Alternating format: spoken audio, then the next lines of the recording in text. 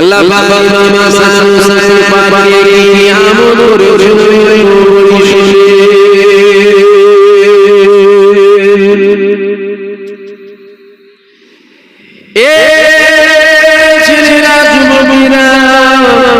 আমার হোসেন পাকে আল্লাহ কত মানাম দিয়েছে, আমার হোসেন পাকে আল্লাহ কত ইজ্জত দিয়েছে, আমাদের ইমাম পাকের আল্লাহ কত মানাম দিয়েছে।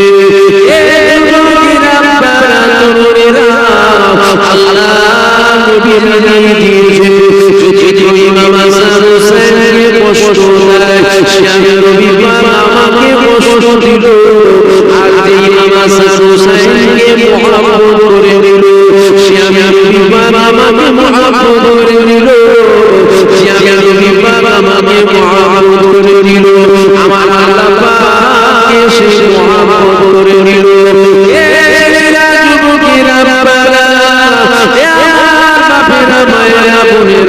আমার ইমাম পাকের আল্লাহ কত মানাম দিয়েছে।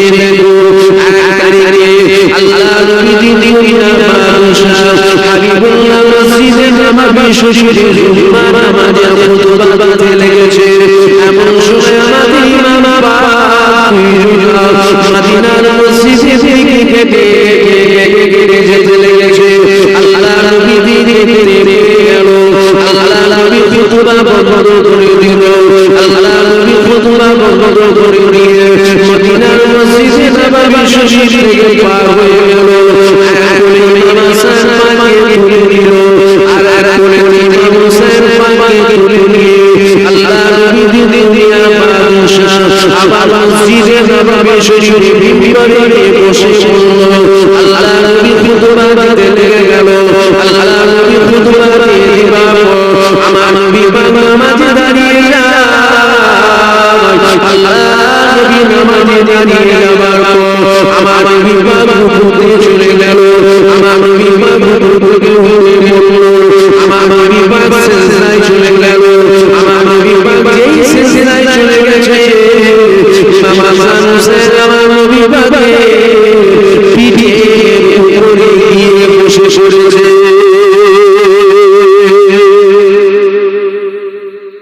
আমার নবী জুম্মার নামাজের খুতবা দিচ্ছে, ইমাম হাসান হোসেন এসে খুতবা বন্ধ করতে, খুতবা বন্ধ করে ইমাম হাসান হোসেনকে কোলে কোলে নিয়ে নববী শরীফে এসেছে। জোরে বলবেন না সুবহানাল্লাহ। হযরত ইমাম হাসানকে আল্লাহ মাথা থেকে কোমর পর্যন্ত হুজুর পাকের মতো দেখতে করেছে। জোরে বলবেন না সুবহানাল্লাহ। দিল খুলে বলবেন না সুবহানাল্লাহ। আর ইমাম হুসাইন পাককে কোমর থেকে পা পর্যন্ত পুরো আল্লাহর নবীর মতো দেখতে করেছে। জোরে বলবেন না সুবহানাল্লাহ। হুজুর নামাজে দাঁড়িয়েছে, সিজদায় গেছে, ইমাম হাসান হোসেন পিঠে উঠে পড়েছে। এ জিলাল মুগিরা আল্লাহ নবীর পিঠের উপরে আমাদের ইমাম পাক যখন উঠে গেল, আমার নবী বাবা মনে করে লেগেছে। আমি নবী বাবার সিজদা থেকে মাথা তুলে দিয়ে হাসান হোসেন পড়ে যাবে। আল্লাহ নবী তসবিহকে লম্বা করে দিল। আমার নবী বাবা তসবিহকে লম্বা করে দিল। আমার নবী বাবা তসবিহ লম্বা করে দিচ্ছে, কিন্তু ইমাম হাসান হোসেন বাবা আল্লাহ নবীর পিঠ মুবারক থেকে নামছে না। আমার নবী বাবা কিছু সিজদায় হয়েছে, আমার নবী বাবা সিজদা থেকে মাথা তুলছে না। সাহাবা হুজুররা বিষয় চিন্তা করছে, না জানি আমার নবী বাবাকে কি শহীদ করে দিল। আল্লাহ নবী সিজদা থেকে মাথা তুলছে না কেন? সাহাবা হুজুরদের মধ্যে কি মাথা তুলে দেখতে লেগে গেল। ইমাম হাসান হোসেন আল্লাহ নবীর বিরোধ করে বসে রয়েছে। আমার নবী বাবা সিজদা থেকে মাথা তুলছে না। কিছু মুমিনে যাবার পর আমার নবী বাবা হাত করেছিল ইমাম হাসান হোসেনকে নামাবার জন্য। আমার নবী বাবা হাতকে সরিয়ে দিয়েছিল। ইমাম হাসান হোসেন আল্লাহ নবীর পিঠ থেকে নেমে গেল। আমার নবী বাবা নামাজটা শেষ করে দেওয়ার পর সাহাবা হুজুর চলে আসলো। সাহাবা হুজুর এসে বলেছে, রাসূলুল্লাহ ইয়া হাবিবাল্লাহ হুজুর বিআদবি মাফ করে বিআদবি ক্ষমা করে দেন হুজুর আমি দেখতে পেয়েছিলাম আপনি সিজদাতে মাথা রেখেছিলেন ইমাম হাসান হুসাইন বাবা পিঠের উপরে বসেছিল কিছু জোর কেটে যাবার পর আপনি একবার হাতটাকে বার করেছিলেন ইমাম হাসান হুসাইনকে পিঠ থেকে নামাবার জন্য আবার আপনি হাতটাকে সরিয়ে নিয়েছিলেন ইয়া রাসূলুল্লাহ ইয়া হাবিবাল্লাহ হুজুর লীলা রহস্য আমরা বুঝতে পারলাম না হুজুর আপনি আমাদেরকে জানিয়ে দেন আল্লাহ নবী বলেছিলেন আমার সাহাবারা তোমরা দেখেছো ইমাম হাসান হুসাইন আমার পিঠের উপরে বসে আছে তোমরা কি এটা দেখেছো আমি একবার হাত বার করেছিলাম হাসান হুসাইনের বাবার জন্য এমন সুনামি নবী বাবাকে দেখে না আল্লাহ পাকের ফেরেশতা হযরত জিবরাইল চলে আসলো হযরত জিবরাইল এসে বলেছিল ইয়া রাসূলুল্লাহ ইয়া হাবিবাল্লাহ আপনি হাসান হুসাইনকে পিঠ থেকে নামাবেন না আপনি হাসান হুসাইনকে পিঠ থেকে নামাবেন না কেন না ওরা আপনার পিঠের উপরে বসে আছে আমার আল্লাহ পাক জানিয়ে দিয়েছে তোমার আল্লাহ দেখতে বড় ভালো লাগছে জোরে বলবেন না সুবহানাল্লাহ হুজুর হাসান হুসাইন পাক আপনার পিঠে বসে আছে এটা আমার আল্লাহ দেখতে বড় ভালো লাগছে নামাবেন না জোরে বলবেন না সুবহানাল্লাহ কি নিয়ামত করেছে আমরা হুসাইন পাকের মিলাদ দিলাম আমরা হুসাইন পাককে চিনতেই পারলাম না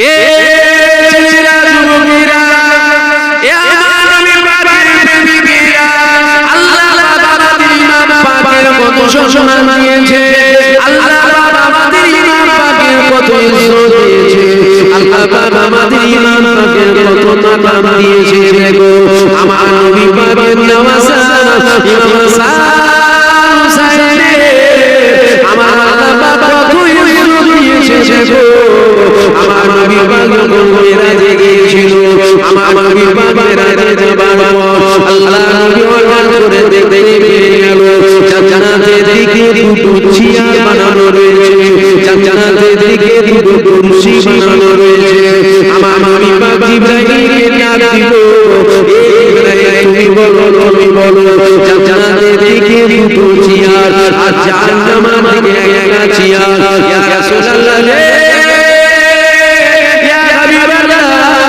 হুজুর জান্নাতের দিকে দুটো চেয়ার রয়েছে ওই দুটো চেয়ারে একটা চেয়ারে আপনার নওয়াজ ইমাম হাসান বসবে আর একটা চেয়ারে ইমাম হোসেন পাক বসবে কেন আমার আল্লাহ পাক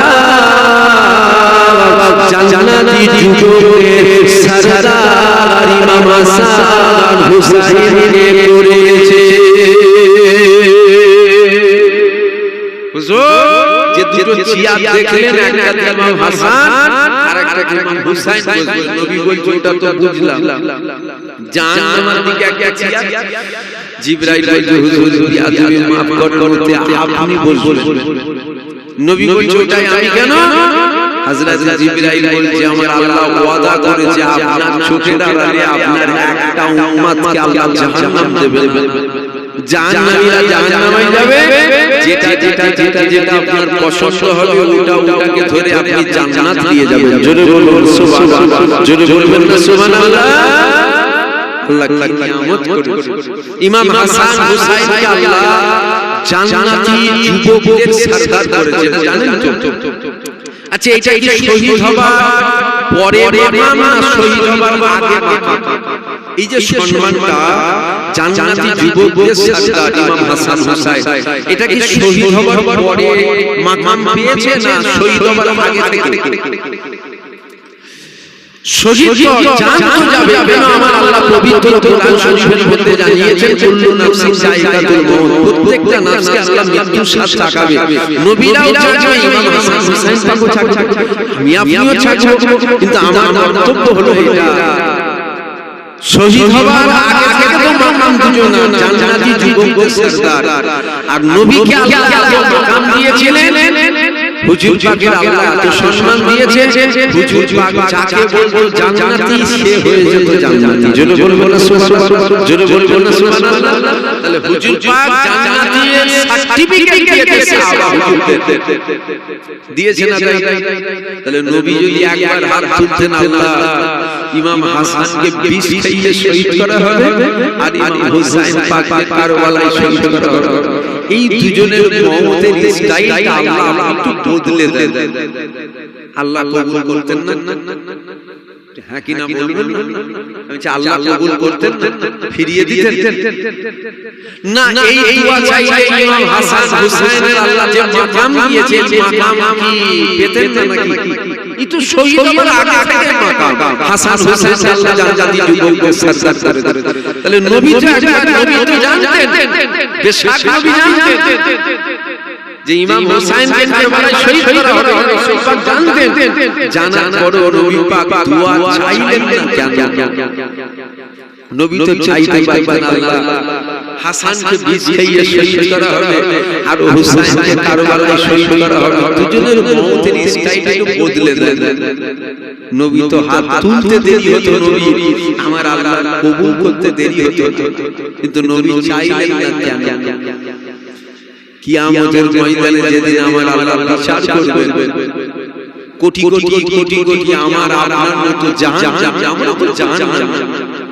আমাদের কপাল ফাটা আমরা যা পাপ যা অন্যায় করেছি জাহান্নাম পাবো আমরা তো জাহান্নামী এই হুসাইন পাকের শহীদটাকে আমার আল্লাহকে দেখিয়ে কোটি কোটি কোটি কোটি জাহান্নামীকে আল্লাহ নবী জান্নাতে দিয়ে দেবে জোরে বলুন সুবহানাল্লাহ জোরে বলবেন না সুবহানাল্লাহ শুধুমাত্র আমাদের নাজাতের একটা ওসিলা হয়ে যাবে আমরা হুসাইন পাককে মহব্বত করি কিন্তু ভেবে দেখবেন যেই কাজ যেই কর্মগুলো হুসাইন পাক বিরুদ্ধে ছিলেন সেই কাজ সেই কর্মগুলো কিন্তু আমার আপনার প্রত্যেকের মধ্যে ঢুকে আছে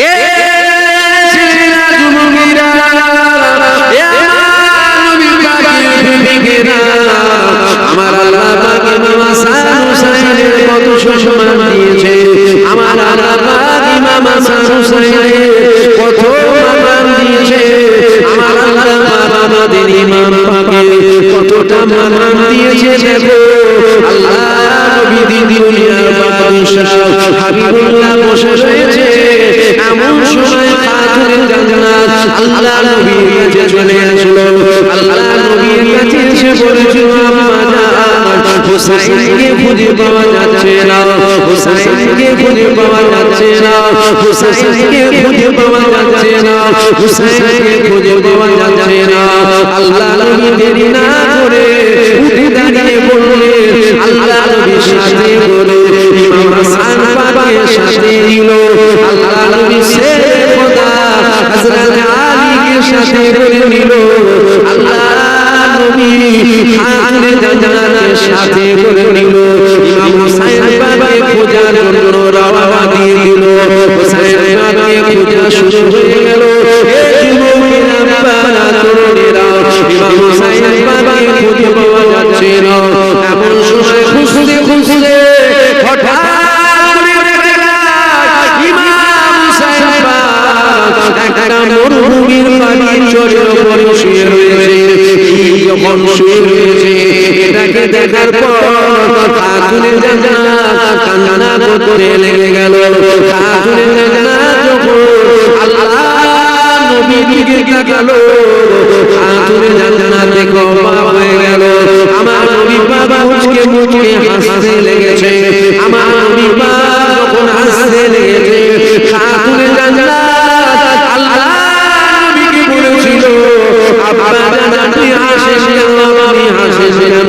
আপনি কি দেখছেন না আমার হুসাইন পাক মরুভূমির বালির উপরে শুয়ে রয়েছে মরুভূমির বালি কত বড় ওই মরুভূমির বালির উপরে আমার হুসাইন পাক শুয়ে রয়েছে আপনি আসছেন কেন ওই শুনে আমাদের নবী পাক বলল হে ফাতেমা তুমি দেখছো হুসাইন মরুভূমির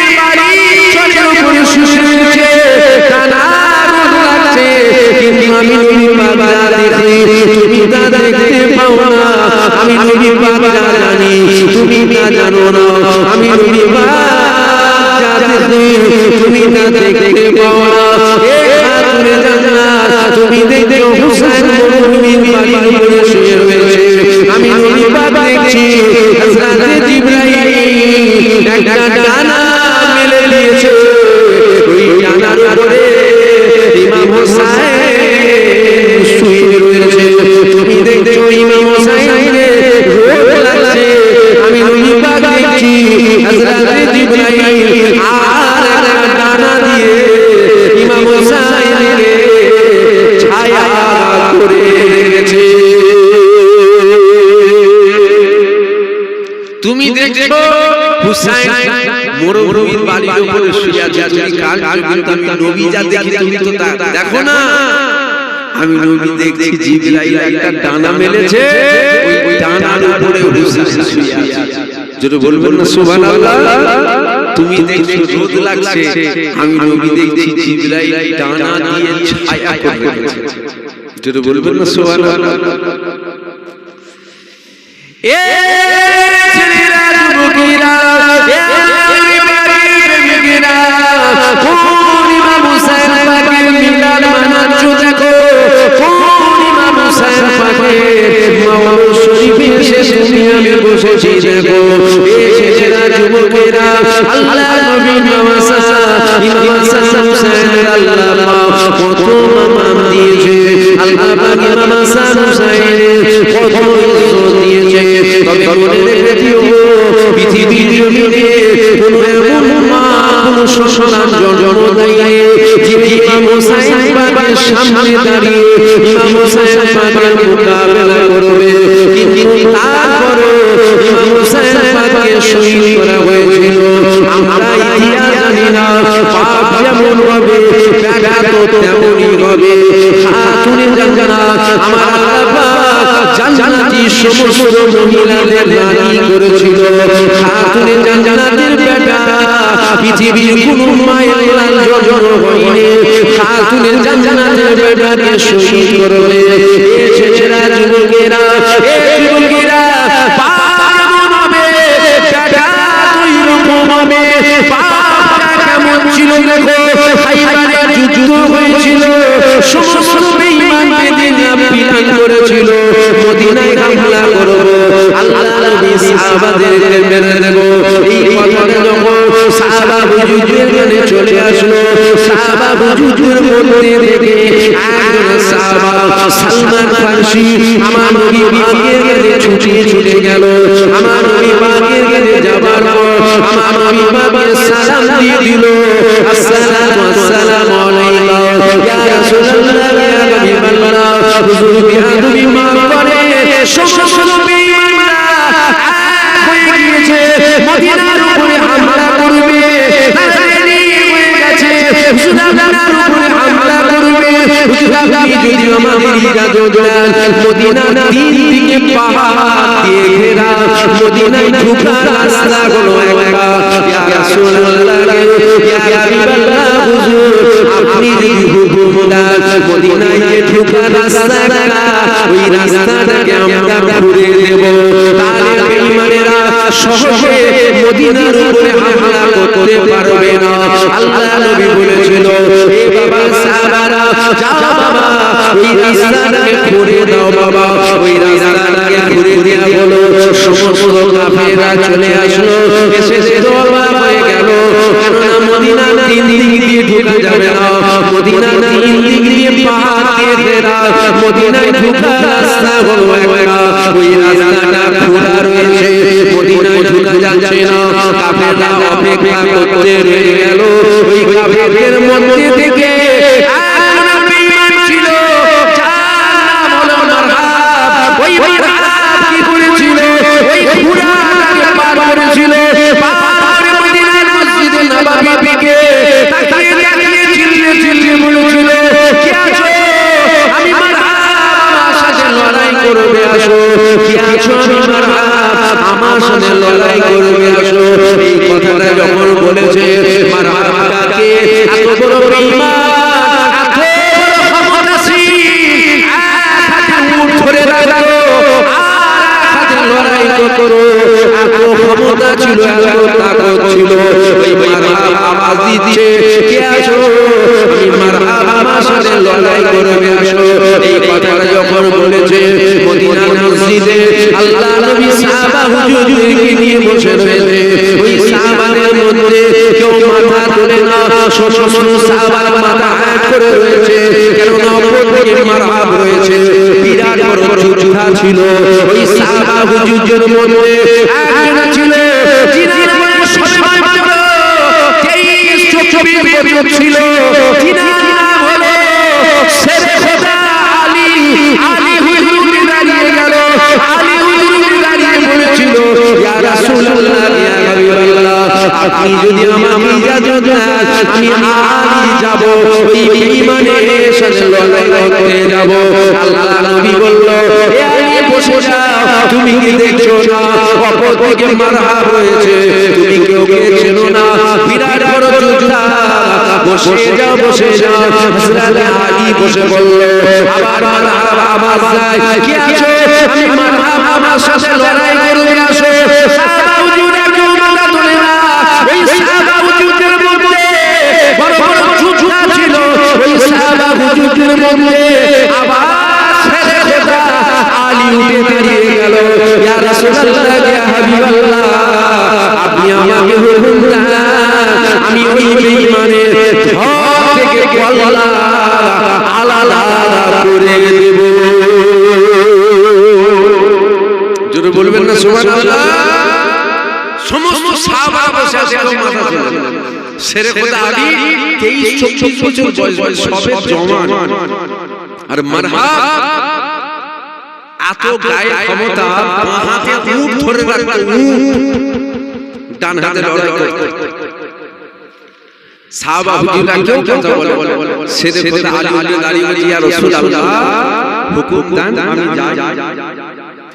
এত বড় সাহস, আওয়াজ দিয়ে বলে, কি আসো? আল্লাহর নবী বলছে, আলী বসো, বসে যাও। আবার মারহাবা আওয়াজ দিচ্ছে, কি আসো? তোদের তো ভয় কিসে?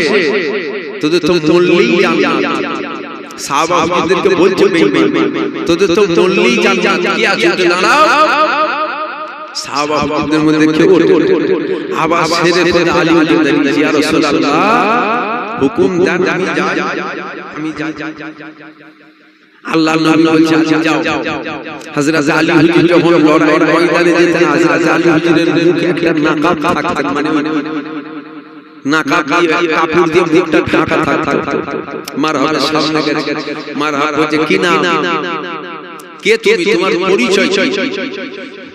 হযরত আলী হুজুর বলছে, আমার নাম হলো শেরে খোদা হযরত আলী। মা নাম দিয়েছিল কারারে হায়দার, মা আমার নাম দিয়েছে কারারে হায়দার, ফিরে ফিরে ফিরে ফিরে আক্রমণকারী। বয়স কত? 23-24 বছর। বেঈমান বলছে, বাচ্চাদের সাথে আমি লড়াই করি, তুমি যাও, তোমাদের নবীকে গিয়ে বলো অন্য কাউকে পাঠাবো। মারহাবা বেঈমান হযরত আলী হুজুরকে বলছে, তোমাদের নবীকে গিয়ে বলো অন্য কাউকে পাঠাবো, বাচ্চাদের সাথে আমি লড়াই করব। শেরে খোদা আলী হুজুর বলছে, তুই লড়াই করবি কি হয়েছে? আমি তো এসেছি তোর সাথে লড়াই করতে। জোরে বলবেন না সুবহানাল্লাহ, জোরে হবে না সুবহানাল্লাহ। লড়াই শুরু হলো। মারহাবা তলোয়ারের একটা আঘাত করেছিল বেঈমান হযরত আলী হুজুরকে। হযরত আলী হুজুর ঢাল দিয়ে রুখেছিল। তলোয়ারের আঘাত রুখার জন্য আগে কি থাকতো বলে? ঢাল। হযরত আলী হুজুর ঢালটাকে দিয়ে মারহাবা তলোয়ারের আঘাত রুখেছিল, বেঈমানের আঘাত। হযরত আলী হুজুরের ঢালটা দুটো টুকরো হয়ে গেছে। হযরত আলী হুজুর যে ঢাল দিয়ে রুখেছে, ওই ঢালটা দুটো টুকরো হয়েছে। দুটো টুকরো হয়ে হযরত আলী হুজুরের একটু কাঁধে তলোয়ারটা লেগে গেল, চোট লেগে গেল। বেঈমান কাফের হুজুর হযরত আলী হুজুরকে আঘাত করেছে, তলোয়ারটা হযরত আলী হুজুরের কাঁধে লেগে গেছে। আবার লড়াই হলো। এবার হযরত আলী হুজুর একটা আঘাত করেছে, বেঈমান আঘাত করেছিল। হযরত আলী হুজুরের ঢাল টুকরো হয়ে কি হয়েছে? কাঁধে একটি তলোয়ারের চোট লেগে গেল। এবার হযরত আলী হুজুর তলোয়ার চালিয়েছে, ওই মারহাব বেঈমান ঢাল দিয়ে দিয়েছে, ঢাল দিয়ে হযরত আলী হুজুরের তলোয়ারের আঘাতে মারহাবের ঢালটা দুটো টুকরো হয়েছিল। জোরে বলবেন না সুবহানাল্লাহ, জোরে হবে না সুবহানাল্লাহ। শুধু ঢাল দুটো টুকরো হয়। হযরত আলী হুজুরের তলোয়ারের আঘাতে মারহাবের শরীরে একটা লোহার জ্যাকেট ছিল, লোহার জ্যাকেট, লোহার হেলমেট হতো না। হযরত আলী হুজুরের তলোয়ারের আঘাতে মারহাবের ঢাল দুটুকরো, লোহার জ্যাকেট দুটুকরো, মারহাবের গোটা বডিটাকে দুই ভাগে ভাগ করে দিয়েছিল। জোরে বলুন সুবহানাল্লাহ, জোরে বলবেন না সুবহানাল্লাহ। পৃথিবীর ইতিহাসে অত জোরে তলোয়ারের আঘাত কেউ কাউকে করে পৃথিবীর ইতিহাসে। বিজয় হয়ে গেল, আল্লাহ নবী বিজয় পতাকা কার হাতে দেন? সাহাবা হুজুরদেরকে বলছে আলীকে ডাকা, খাইবাই আলীকে ডাকা। সাহাবা হুজুররা বলছে ইয়া রাসূলুল্লাহ, হযরত আলী হুজুরের শরীরটা তো অসুস্থ, হযরত আলী হুজুরের শরীরটা অসুস্থ। নবী বলছে কি হয়েছে? সাহাবা হুজুররা বলছে হুজুর, হযরত আলী হুজুর চোখে একটু কম দেখতে। আল্লাহ নবী নিজের জালাল মুবারক হযরত আলী হুজুরের চোখে বুলিয়ে দিয়েছিলেন। যেই বুলিয়ে দিল, হযরত আলী হুজুরের আবার চোখে দৃষ্টিটা ফিরে আসলো। জোরে বলুন সুবহানাল্লাহ, জোরে হবে না সুবহানাল্লাহ। আল্লাহ নবী দিন দুনিয়ার বাদশা ওই বিজয় পতাকা হযরত আলী হুজুরের হাতে দিলেন, আর হযরত আলী হুজুর ডান হাতে বিজয় পতাকা ধরে ওই ইহুদিদের কেল্লার দিকে যেতে, আর যে কেল্লার দিকে যাচ্ছে, যে কেল্লার দরজা যে কাঠের দরজা হয় আমাদের বাড়ি, দরজা এত বড় ছিল যে 70 জন লাগতো দরজাটাকে খুলতে, আর 70 জন লাগতো দরজাটাকে লাগাতে। মানে কত বড় দরজা বুঝতে পারছেন? 70 জন লাগতো দরজাটাকে খুলতে লাগতো, আর 70 জন লাগতো দরজাটাকে আবার লাগা। হযরত আলী হুজুর ডান হাতে বিজয় পতাকাটাকে নিয়ে গিয়ে বাঁ হাতে ওই দরজাটাকে ধরেছে। কোন হাতে? বাঁ হাতে ওই দরজাটাকে ধরেছে। দরজাটাকে ধরে লাড়াতে যে দরজা 70 জন লাগতো লাগাতে, 70 জন লাগতো খুলতে, ওই দরজা হযরত আলী হুজুর বাঁ হাতে উপরে ফেলেছিল। জোরে বলবেন না সুবহানাল্লাহ, দিল খুলে বলবেন না সুবহানাল্লাহ। শুধু উপরে ফেলে ততক্ষণ পর্যন্ত ধরেছিল সাহাবা হুজুররা যতক্ষণ ভেতরে ঢুকেছিল। যখন হযরত আলী হুজুর দরজাটাকে খুলে দিয়েছিল, কয়েক গজ দূরে গিয়ে পড়েছিল। জোরে বলবেন না সুবহানাল্লাহ। বাপ যেমন হবে বেটা তেমন হবে। পৃথিবীর কোন মা সন্তান পয়দা দেয় না যে ইমাম হুসাইন পাকে সামনে দাঁড়িয়ে মোকাবেলা করবে, কিন্তু ইমাম পাক শহীদ হয়েছে। এটা আল্লাহর হুকুম, আল্লাহ যেটা বলে।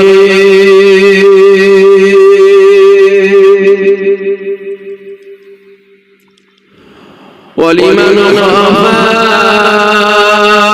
মাকাম রাব্বিহি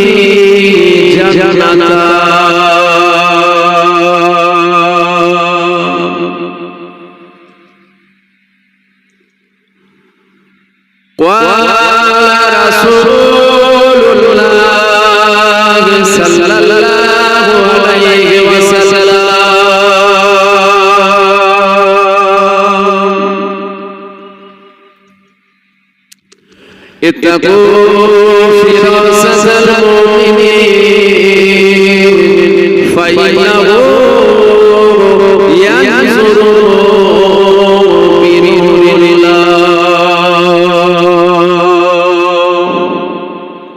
সকলে বলেন আলহামদুলিল্লাহ, জোরে বলেন আলহামদুলিল্লাহ।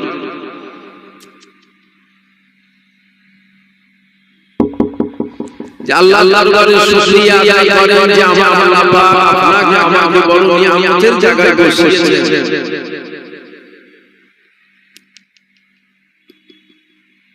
যেমন একটা জায়গায় আল্লাহ পাক আপনাকে আমাকে বসিয়েছেন, যে জায়গায় বসলে ছোট গুনাহ ও বড় গুনাহ,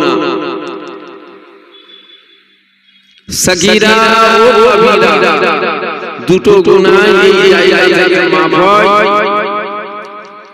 তবে শর্ত হলো আমাদেরকে আল্লাহ পাকের দরবারে মাফ চাওয়া লাগবে। তুমি ঘাটুনি করছো, ঠিক আছে,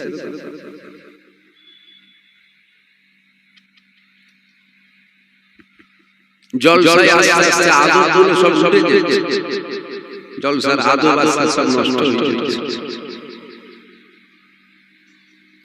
অন্য কিছু উদ্দেশ্যে বলি, মেয়ে ছেলেগুলোকে ঘুরছে কেন আপনাদের জলসায়? বলবেন আপনি এখানে বসে সুবহানাল্লাহ সুবহানাল্লাহ করছেন, আপনার সুবহানাল্লাহটা আল্লাহ লিখছেন। যদি লাই আলহামদুলিল্লাহ, যদি না লাই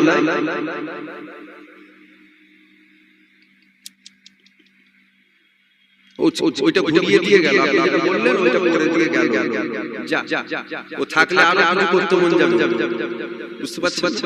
যদি থাকে ওরা আরো ঘোরাতে মন যাবে। জলসাগুলো আস্তে আস্তে সব নষ্ট হয়ে যাচ্ছে। এখানে মুরুব্বি বাপগুলো বসে আছে, অনেক যুবক ভাইগুলো বসে আছে, বাপগুলোকে জিজ্ঞাসা করেন আজ থেকে 30 বছর 40 বছর জলসা আগে এই জলসাগুলো এত বেহায়া ছিল না, আস্তে আস্তে জলসার আদব নষ্ট হয়ে যাচ্ছে। তারপরে আবার কালেকশন দুবার করে হয়, কালেকশন কভার করে হয়। আপনাদের কালেকশন টাকা যে কালেকশন আমার ভাই যাই বলছিলেন না, কালেকশন কভার করে হয়, এই যে কভার করে হয় একবার, তো শেষে আখিরি দুয়ার আগে একবার কালেকশন হয়ে যায়, ঠিক না? ভুল এটাই তো নিয়ম, আমি যেটুকু জানি এটা। শেষে আখিরি দুয়ার আগে যতটা হয় বড় ভাইকে দিয়ে কালেকশন করাচ্ছেন, আবার ছোট ভাইকে দিয়ে কালেকশন করাবেন নাকি?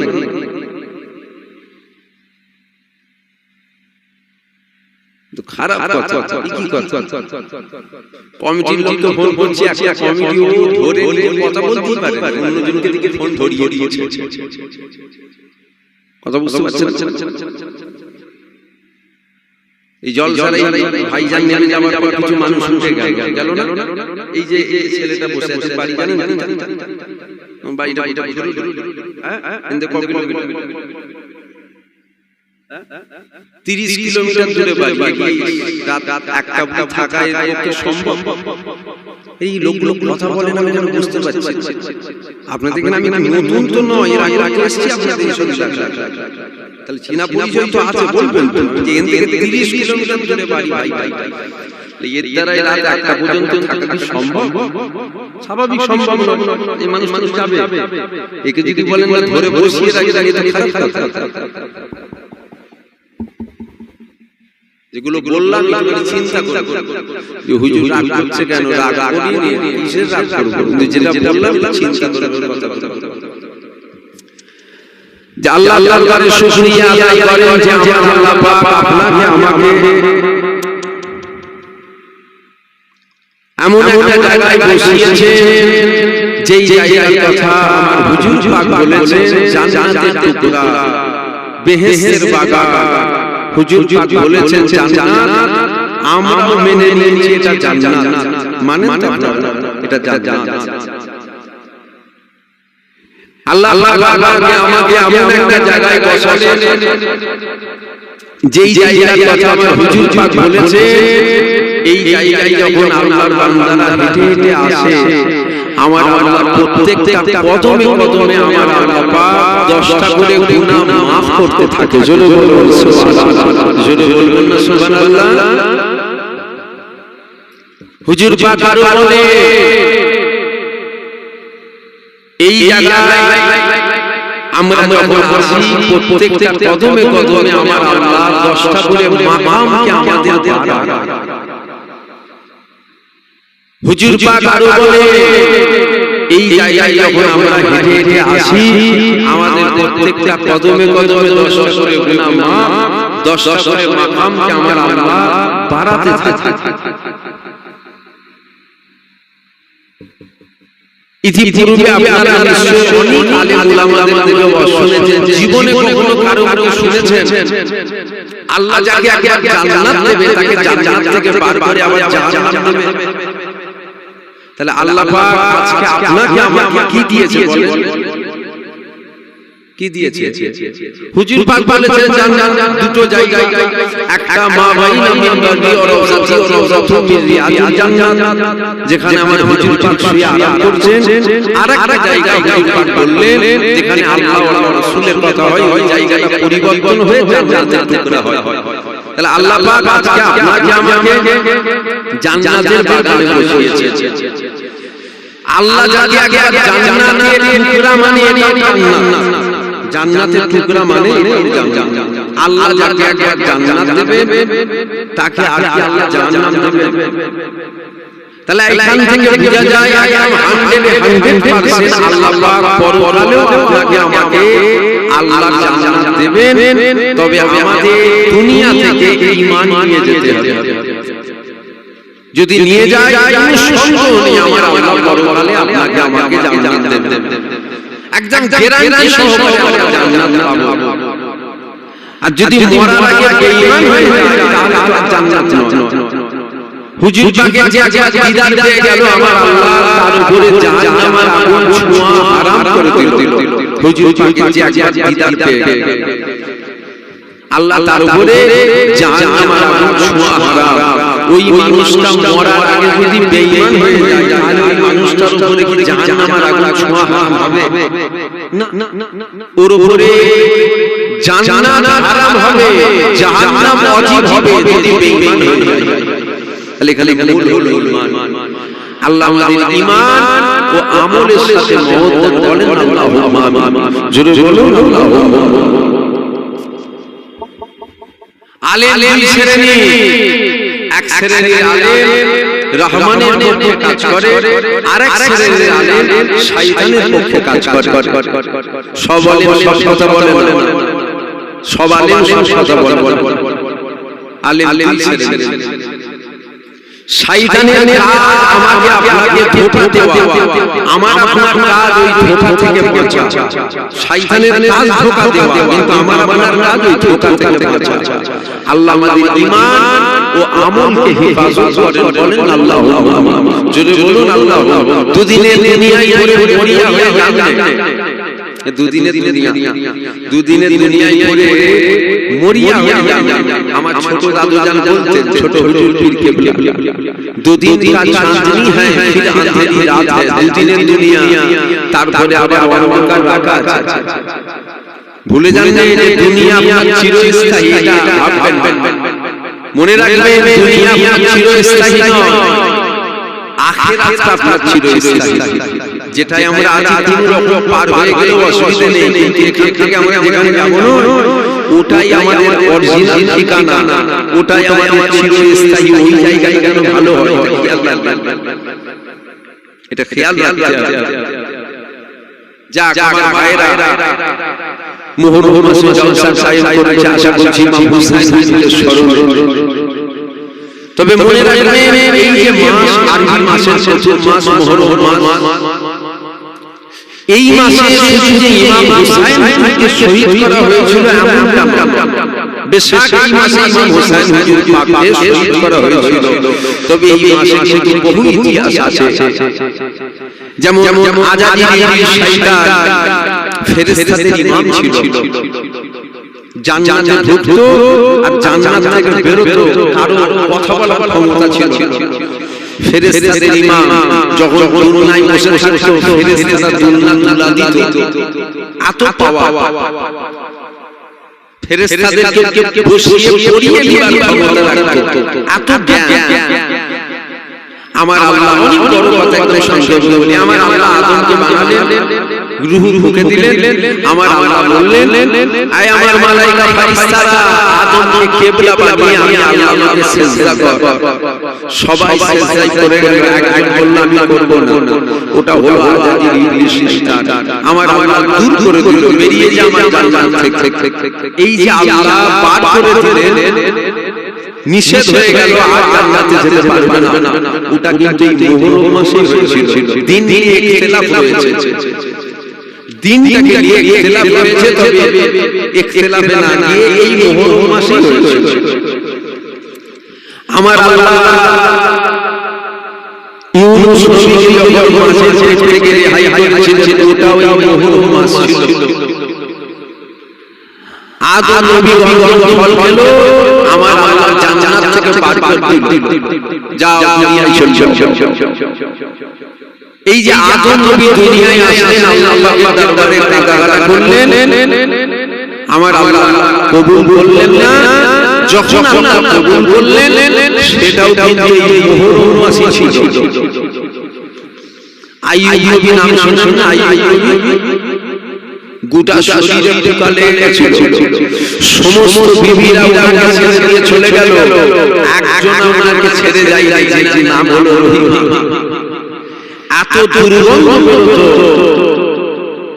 গ্রাম থেকে আইয়ুব নবীকে তাড়িয়ে দিল, যাও গ্রাম থেকে বেরিয়ে যাও।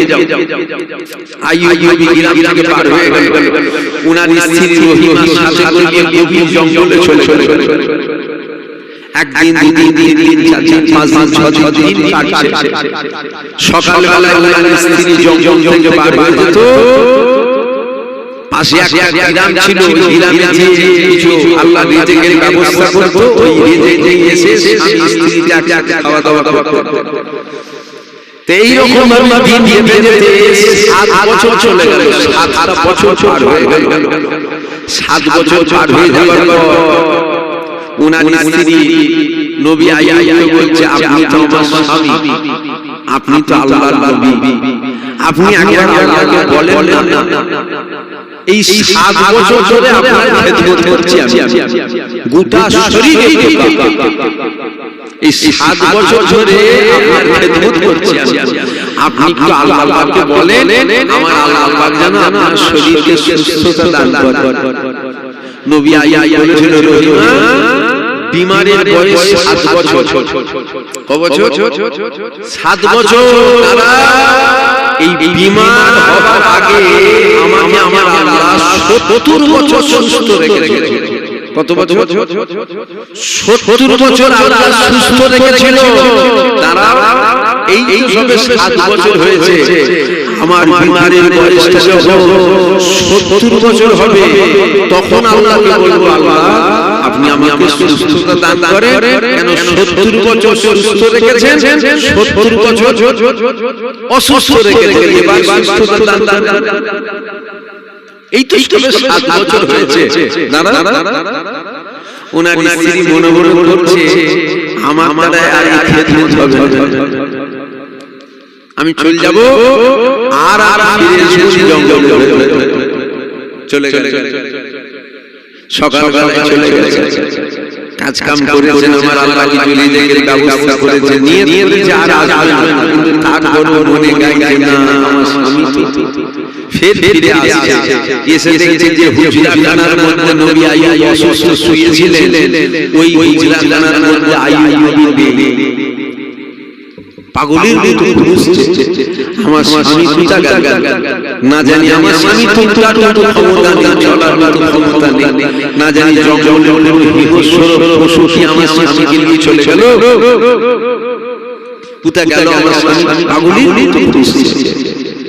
তারপরে রহিমা দেখতে পেয়েছে একটা সুন্দর মানুষ সামনে দাঁড়িয়ে আছে, ওই মানুষটাকে জিজ্ঞাসা করছে, হে আল্লাহর বান্দা, আপনি কি আমার স্বামী নবী আইয়ুবকে দেখেছেন? আপনি দেখেছেন? কেন আমার স্বামী চলার মতো ক্ষমতা নেই, আমার স্বামী চলার মতো ক্ষমতা নেই, আমার স্বামী হুজরাখানায় আরাম করতো, আমি রিজিকের জন্য আল্লাহ পাক জামিলা নিয়ে এসে স্বামী স্ত্রীকে একসাথে খাওয়া দাওয়া করতাম, আসলাম দেখলাম আমার স্বামী নেই, কোথায় গেল? তখন মানুষটা মুচকে মুচকে হাসছে। রহিমা জিজ্ঞাসা করছে, হাসছেন কেন? তখন উনি বলছেন, রহিমা তুমি যাকে খুঁজছো আমি অন্য কেউ নয়, আমি তোমারই স্বামী নবী আইয়ুব দাঁড়িয়ে আছে। জোরে বলুন সুবহানাল্লাহ, জোরে বলবেন না সুবহানাল্লাহ। উনার স্ত্রী জিজ্ঞাসা করছে, আপনি তো অসুস্থ ছিলেন, আপনার তো উঠার মতো ক্ষমতা ছিল। নবী আইয়ুব তখন বলছেন যে তুমি মনে মনে কি নিয়ত করেছিলে আর আসবে না, চলে যাবে আর আসবে না। আমার আল্লাহ পাক চাই না যে তুমি আমার থেকে দূরে চলে যাও। তুমি মনে মনে করেছো আর আসবে না, আমার আল্লাহ আমাকে সুস্থতা দান করে দিয়েছে। সুবহানাল্লাহ। এই যে নবী আইয়ুব সুস্থ হলেন, এটাও এই মুহররম মাস দিন দিয়ে ইখতিলাফ লাগছে, কিন্তু এটা মুহররম মাস ছিল। কিন্তু ভেবে দেখো, সব ইতিহাসগুলো আমরা ভুলে গিয়ে এই মুহররম মাস আসলে ইমাম হুসাইন পাকের জিকিরটা দেখবেন গলি গলিতে হয়, পাড়ায় পাড়ায় হয়, শহরে শহরে হয় হুসাইন পাকের জিকির। ইমাম হুসাইন পাকের কুরবানি মানুষ কিন্তু আজও বলেন, কিন্তু মনে রাখবেন আমাদের মনে রাখতে হবে ইমাম হুসাইন পাকের শহীদ কিন্তু দাড়ি ছাঁচা করেন, দাড়ি ওয়ালা ছিল। এগুলো নোট করে বেঁধে রাখতে হবে। আমরা তো ইতিহাসটা শুধু এই মুহররম মাস আসলে শুনি, আবার মুহররম মাস চলে গেলে আমরা সব ভুলে যাই। এগুলো যদি আমাদের মনে থাকে তাহলে আমরা কিন্তু ঠক্করগুলো খাবো না, যে ঠক্করগুলো আমরা খাই। ইমাম হুসাইন পাকের শহীদ খেলা করলো, দাড়ি ছাঁচা নয়, যা করেছিল, বেনামাজি নয়, নামাজি করেছিল, মাথায় তাদের টুপি ছিল, বড় পিরহান ছিল। একই কথাই বলা হয় তাদেরকে মুনাফিক মুসলমান। এরা কিন্তু শহীদ করলো। আল্লাহ পাক ইমাম হাসান হুসাইন পাককে কি আমল করেছিল